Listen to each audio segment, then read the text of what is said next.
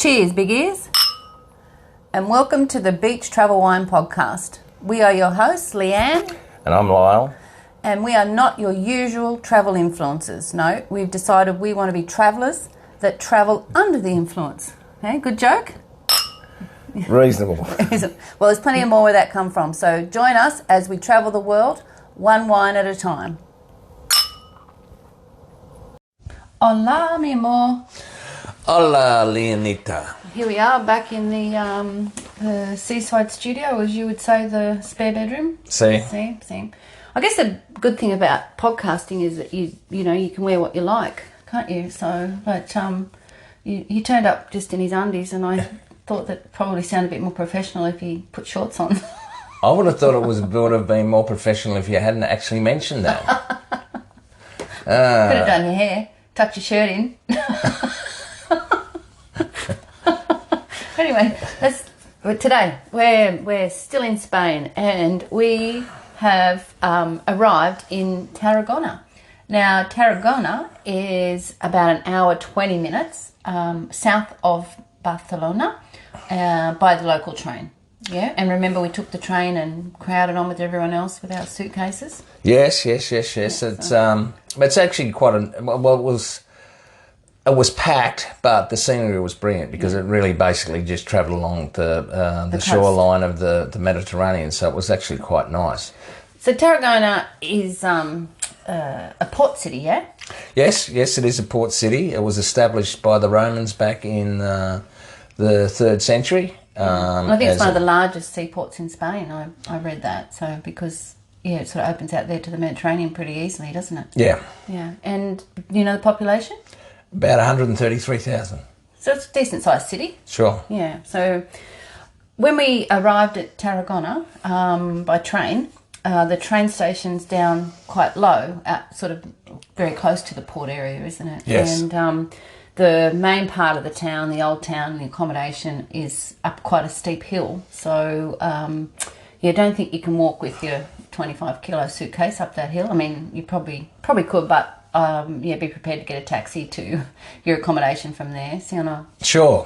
And there are 2 railway stations there, Leanne. Yes, there's one for the fast train, isn't there? Correct. Yeah. And that's I think it's about 20 minutes out of the city. Yeah, maybe.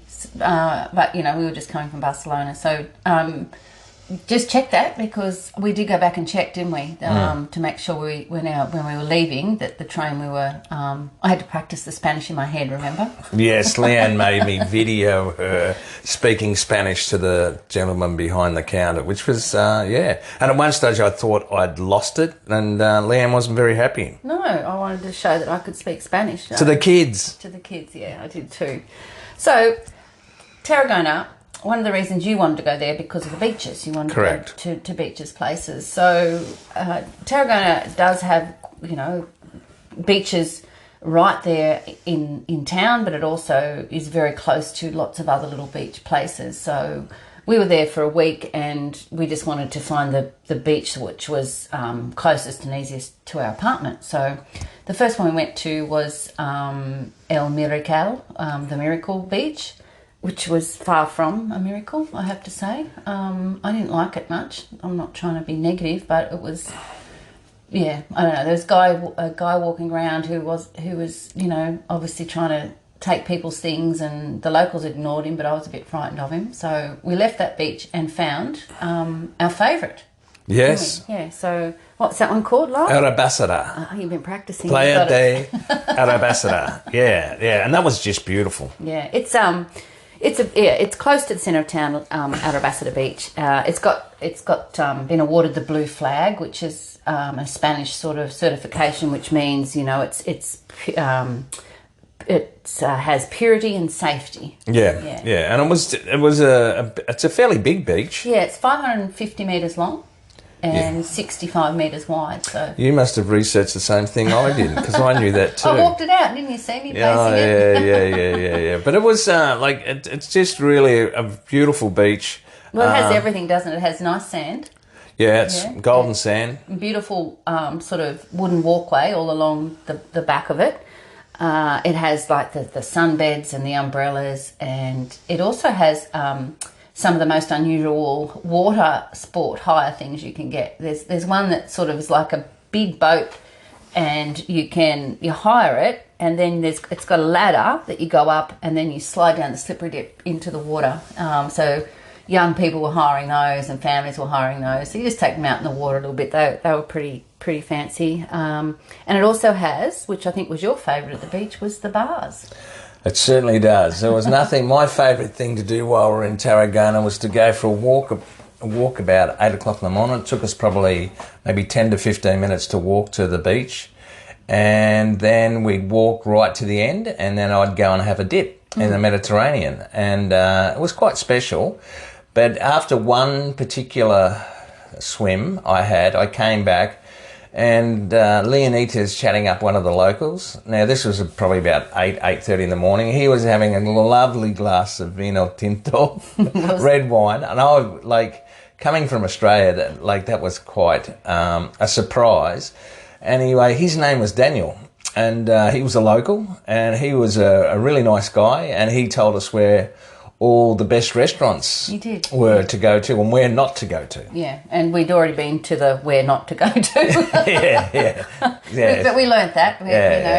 We're Billy, not silly, right? Yeah. So, but he was a really nice guy. So, and then while we were early in the piece, we could see they were trying to construct something. Remember, on the beach, and it turned out that was one of the World Series volleyball competitions, and we were lucky enough to be there when that was happening, and it was fabulous. Like, it was really they were playing music. Remember, they were playing Akadaka? Yeah, AC/DC in between the points, and all the beautiful people were there. They were. And it had a real atmosphere, that beach. Like, especially with the music between the points, it was really, really good. I'd never seen anything like it. The thing you mentioned earlier, honey, was we walked to the beach, and the walk along the beach and the headland in Tarragona is particularly beautiful. It's besides the beach, the headlands are quite rugged, and there's walkways all the way around those, and it's just worth the walk. We got some beautiful views, and the Mediterranean was just flat and beautiful, and then at night the sunset over that too was pretty amazing as well. So we did a lot of walking in Tarragona and the beaches, and the apartment we stayed at, they supplied us with beach chairs and umbrellas and stuff, which was really nice. So we lugged them down, and every day we could have probably just hired them. And we found a few nice little cafes and restaurants and bars on our walk down and back. I don't remember, we found one that was a rooftop bar. Correct. I think it was Japanese. Yeah, it was. Yeah, remember that? Yeah. That was, and that only just opened, I think. Yeah, and it was beautiful. Yeah, so it's along the beach area there is pretty special. So that Arabasada beach, we spent a bit of time down there during the day, and with all the Spanish people on holidays, we were there in August. So it was pretty busy, but the one thing we noticed that the Spaniards are a lot less likely to use sunscreen. Oh yeah, that is. And the sun shirts. Yeah. Whereas in Australia, I think someone told me, and I don't know how true this is that our rating for UV is on average is about 13, and Spain or the Mediterraneans is about 3. So they just don't have the issue that we had. And over the time that we've spent in Spain, we have spent a lot of time at the beach, and you don't get as sunburnt as you do in sunny Queensland. And then, as you said, at night we spent a bit of time down there because the restaurants are basically, and cafes are on the beach, and the food was great, and it was fabulous just to watch the sun go down. Yeah, it was a lovely spot. And as I said, we wanted to go there for the beaches. And you were saying people on holidays, but also day trippers from Barcelona often went sort of, if not to Tarragona, but, like that beach strip between Barcelona and Tarragona. So there's a lot of Spanish people enjoying the beach. Sound nice? Yeah, and I think too we were told that a lot of the people from Barcelona have holiday homes. That's right. So there's plenty of money in Tarragona, especially around that Arabasada beach. Sure. One of the really beautiful places in Tarragona to see the beaches and the port area is the Balcón del Mediterranean. And I'd say it's almost up there with the Balcón de Europa in Nerja, just for views, because it's a promenade that goes obviously out over the headland, and to the left is the beaches, the two beaches we were talking about. You can see them from there. And then to the right is the port area, and it's not a port area full of industrial ships. It's it's got all the yachts and the yacht club, and there's restaurants and bars and things down there too. And it's quite a nice promenade. Like it's quite big and wide, and as you come around the promenade, you come across that big fancy hotel right at the end. I should have remember what the name of that was. And that's at the beginning of La Rambla Nova. Yeah? Sure. Like Barcelona has the famous La Rambla.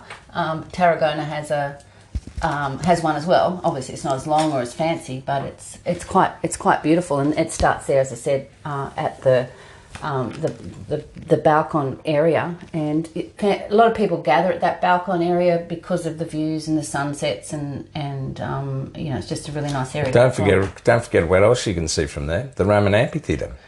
The Roman amphitheatre, yes. Well, that's true. Now that is impressive, right? Mm.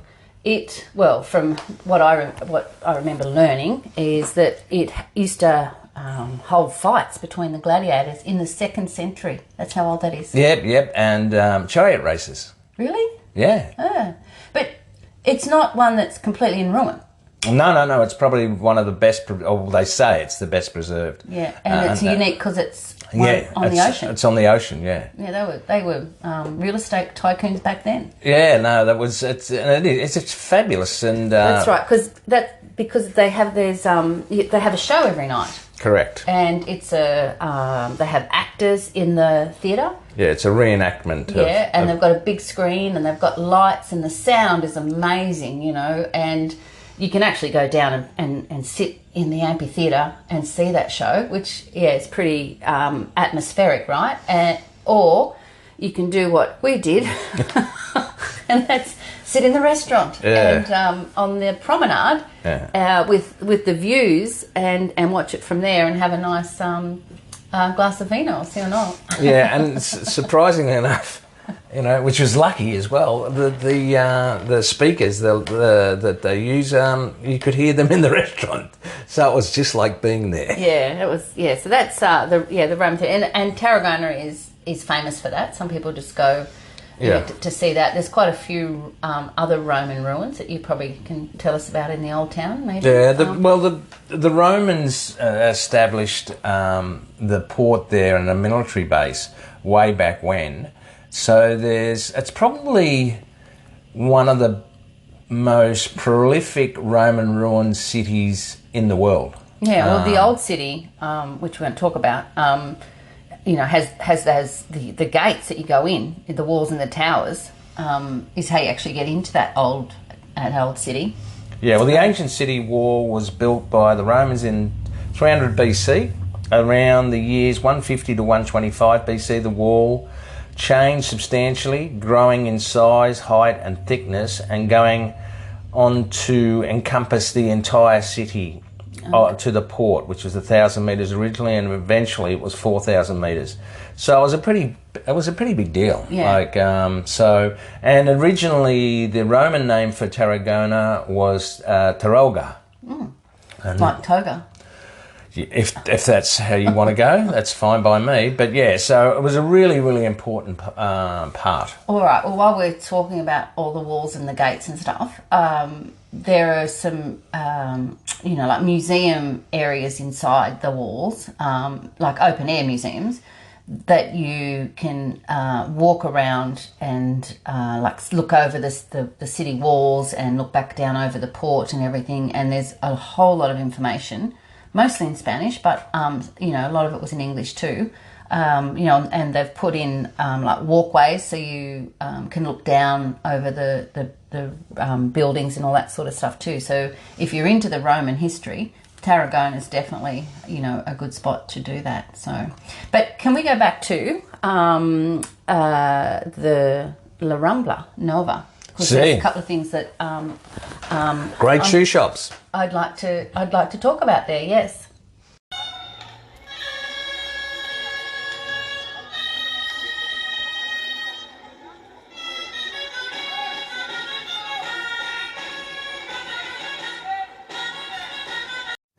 La Rambla Nova is the main sort of shopping area of Tarragona, and it stretches from, as we said before, the Balcon de Mediterranean right down to like the traffic area and the business area of Tarragona.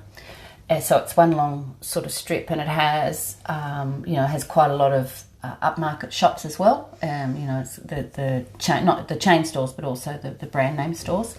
And as you mentioned, yes, shoe shops, yes, and I may have bought shoes there, yes, yeah. I remember that distinctly, actually. Well, I had a nice chat to a lovely old gentleman, remember, who was telling me all about Cordoba and the patios and things, yeah. And I missed half the conversation, but, I pretended like I knew what he was saying.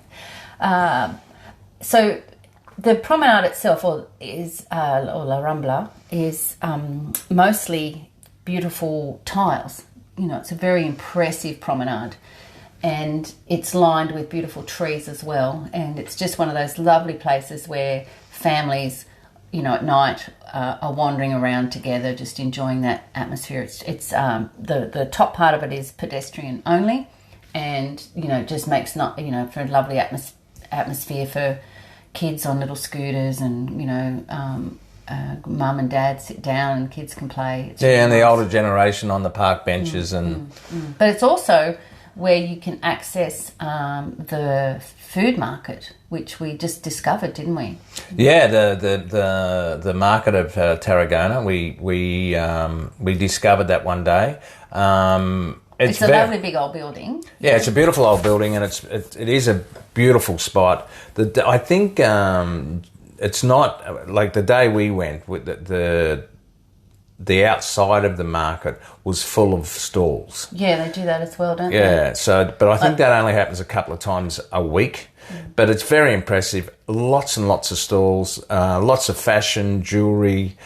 Very, very impressive. But then when you go inside the actual market itself, it's big one of the high ceilings and stained glass, and it's one of the best I've ever seen. And so what they've got is, obviously where you can buy all the fresh produce, which is amazing itself, just the way they display that. And, most people who've been to markets in Spain would understand what we're talking about. But, a lot of markets just sell food, and others have, they sell food, but they also, like not fresh food, but they also sell you food to eat and drink. So they're like little bars and cafes. So we sat at a Japanese one, didn't we? Yeah, we did. And I had this. I mean, how big was that freaking tuna? I wouldn't be able to lift it, right? Yeah. And these guys that were slicing the tuna, they were like Zorro. Like they were that quick, that fast, and it was seriously, it was entertaining just to sit there and watch them. See, seafood again. Right? Yeah, and of course, obviously, where they were, there were lots of seafood market stalls, and you could have a drink there, which never hurts. But yeah, I was really impressed, very, very, and the Japanese food was amazing. Yeah, it was amazing. Look at you go, you little cultural I know, foodie. I know. I can't. What can I say? What can I say? Now, one of the other features of this, the promenade, La Rambla Nova, is an amazing statue that I don't know how tall it is, but let's say it's probably 6 people high. Sure. And it is life size. Life size, that's right. And it's called, the statue is actually called Castellias. And it's a human tower, which is actually just called Castells, but the people doing it are Castellias. And Tarragona is famous for these human towers. And we're going to tell you about them in a minute, but I'll come back to that. But the statue is so lifelike, and yeah, it's... What you need to do, as I keep saying, is you need to go and have a look at our website at beachtravelwine.com and check out the pictures that I took of the statue, and the other pictures with the Castilias as well. And if you go to Instagram on the stories, up the top and swipe across to get to Tarragona, you'll be blown away by the videos that we took in Tarragona of these human towers. It's pretty... Actually, let's just talk about them now. Let's get that out of the way, shall we? Because we're there. Now, go. Well, I was going to say, the reason we actually went to Tarragona, because we saw... It was either a travel show or a documentary on these human towers. And so that's why we were there. Yeah, it was a travel show, about Tarragona, and he just happened to come across these human towers. So we just thought, oh, let's do that, right? And it is a competition, right? And they often have, I don't know how many times a year, but they're held in a stadium, right? So to see them in the street is actually like a display or a practice. You don't know when that's going to be on. So we are just walking past the old town. Yeah, near the cathedral. Right out front of the cathedral, right? Because, of course, any good Spanish town has a nice old cathedral. And we'll come back to the cathedral. Hang on. Tarragona Cathedral, Roman Catholic, established in 1154. Oh, well, there you go. That's all we need to know. Yep. So let me go to these human towers. The castells. You've seen nothing like this in your life. It's one of the highlights of all the time we've spent in Spain. It's been, it was one of the highlights for me, if not maybe the top one. So they first documented these human towers in 1712. So they go back a long way. They've sort of become much more popular in the last century, though, and especially since women and children have been able to do it, because what they do is they build these towers, and the taller they get, in succession and then come down as is important, if that's called completed, they can get higher with lighter people, right? So there's sort of two phases of these. And look, there's hundreds of people involved. And the bottom part, they all come together. They've got their uniforms on. They're all the same. They've got white pants. They've got black belts. They've got, like these ones had bottle green shirts on. And they've got red scarves around their necks. So there's hundreds of them. They all look the same. So the big, strong guys come in at the bottom and to the base, and it's called a piña. And when that base is in place, there's a signal, and it's generally, a guy that puts his hand up in the air, and then the band, there's like a three-piece band, and they play the same song, and when that starts to play, that signals that the upper part begins, right? Now, what happens is they build one layer at a time, and there can be different formations, so that's how the competition is. So sometimes it's just one person on top of one person on top of one person, or sometimes there can be three people in a round and then three people, and they go, the most popular sort of levels, you can go up 6 levels, 7, 8, 9, or 10 is like the ultimate one. And, so as I said, it's not completed, or they don't say it's successful until they've all gone up and all come down successfully, and it's all about the strength of the piña at the bottom, and how quickly the people can climb up the top, right? So remember when the little one got right at the top and quickly threw a hand up in the air, and I'm just sitting there thinking, oh my God, who would let their child do that, and it's cultural, I know, I get, but oh my gosh. He did have a helmet on, or he or she did have a helmet on. Well, now you talk about helmets, I had to do a little bit of research into that.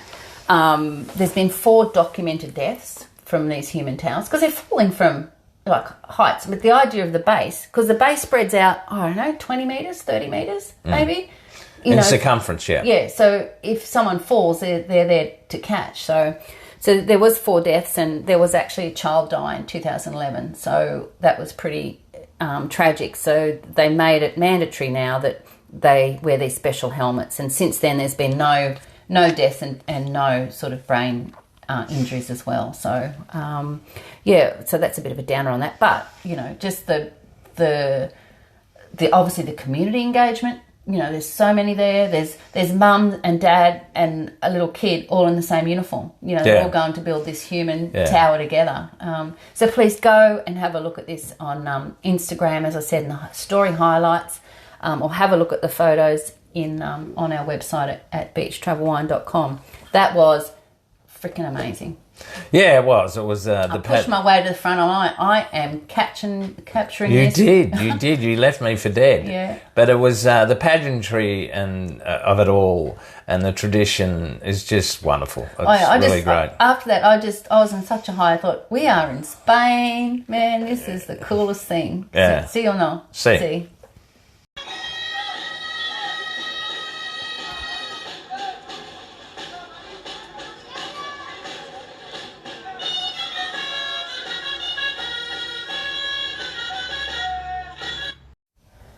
So you wouldn't talk about a Spanish city unless you talked about the old town. And, we've covered some pretty impressive parts of Tarragona. And as you can tell, as my daughter keeps saying, Mum, you like every place. Well, yeah, it's another place that we really recommend that you go to. And it's a place that we'd go back to. And I think that's how we, definitely, know how good a place is with, because we often have this conversation, would you go back there? And I would go back to Tarragona just because. Yeah, I think we would. I think we actually missed bits of it too. So, but we had a really nice apartment in a great spot. Now it was pretty close to the old town and pretty close to the beach, sort of in between. And it was really actually close to a supermarket. And I did think we might cook, but we didn't. But once again, it's good to have an apartment. You get a washing machine. You can, have your breakfast, your cups of tea and stuff like that. So, sometimes we're beach travel cup of tea and sometimes we're beach travel wine, right? Fair enough. I do remember, though, because it was really quite warm, there was a hotel opposite us. It had a pool. And it had a pool. We're going to stay there next time. And, although the apartment was great. And, we did sometimes think it would have been beautiful just to have come back after a dip in the Mediterranean and just... on the pool. Yeah. One of the things about the apartment that I remember, though, was hanging the washing out. Yeah, out the window. Because we're up, I don't know, second level. And this happens all over Spain. They have their clotheslines out the window and has like a little pulley system. So you hang it and then you pull it, you hang some more out. And...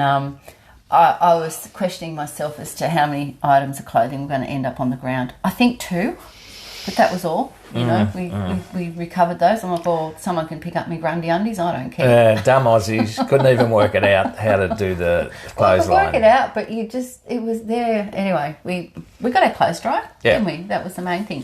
So each night we would... after our hard day at Arabasada Beach and then we'd walk and have a look at the amphitheatre but we'd go to the old town and, through those old, the gates we were talking about, the Roman gates and the city wall, beautiful flowers and gardens around the outside as well. That's the other thing. Tarragona is a very pretty city. Like I didn't mention along the promenade and the beach walks, just the oleanders and the other beautiful flowers. And all the begonias and things that they've got in that garden. And I've got you sitting in the middle of the garden, not on any plants, don't write in and complain. They lived another day, the plants, but just really pretty around yes, they're very proud, obviously, and they look after their city really well. So everywhere you go, the trees are beautiful, there's gardens, it's really gorgeous. So heading into that old city, yeah, once again, I wish we'd spent more time. I mean, we were there for a week and I still feel we didn't see enough of the old city. We basically had our let's get to the plaza where we can have a drink and watch the entertainment for the night, and we didn't sort of explore because we were at the beach through the day, so we didn't actually go into the old town and do a lot of exploring. But there are some beautiful streets, just the colours of the buildings, and they've even decorated the pylons along the street. They're painted and it's just really, really beautiful. But as I said, there's some really nice plazas that are where all the locals go. Yeah, and the food and the booze, I suppose, alcohol, again, was very, very cheap. That's where the nightlife is.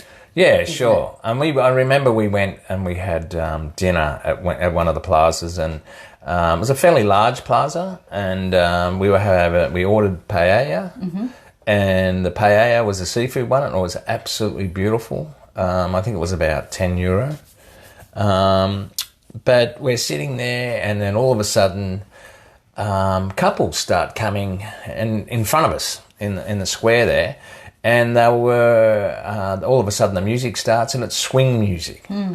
And all these couples, young, old, were just dancing in the middle of the street. And it was fabulous. Yeah, it was good. We sat and watched that for quite a while, didn't we? Yeah, we did. And there was one particular spectator. Oh, my Lord.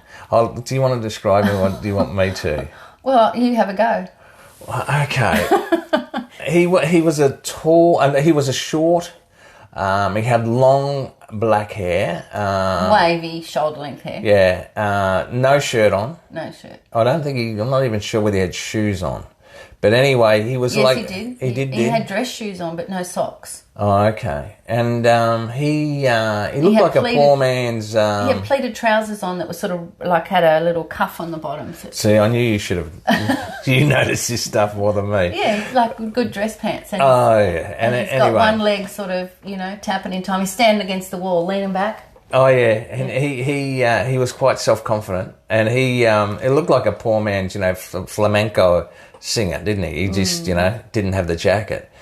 But I'm still careful. How can I put this? Yeah, family show. We're on at family time. This is. I think that slot. When he was leaning back, as Leanne described, he had his hands in his pockets. All right, now the pockets. I'm not sure, but I think they were moving.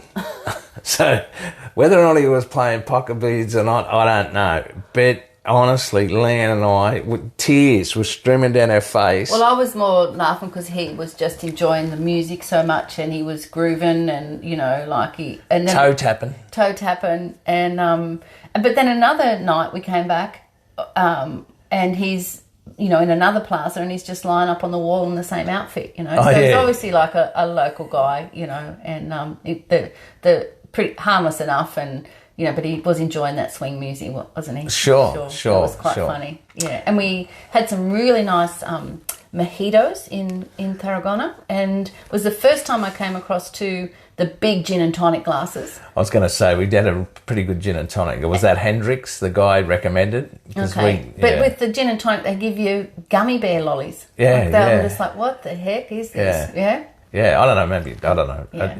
I don't know why they do that, but that wasn't the last time that happened with the gin. No, but that's the first time. Sure. We've got lots of fond memories of the plazas and going out every night for dinner. And then we did actually take Daniel, the red wine drinker, at 8 a.m. in the morning's advice and head to the port for some seafood as well. Yeah. And which we thoroughly enjoyed because we love seafood. Right? Yeah. Like, it was just beautiful. Like, it was really, really good.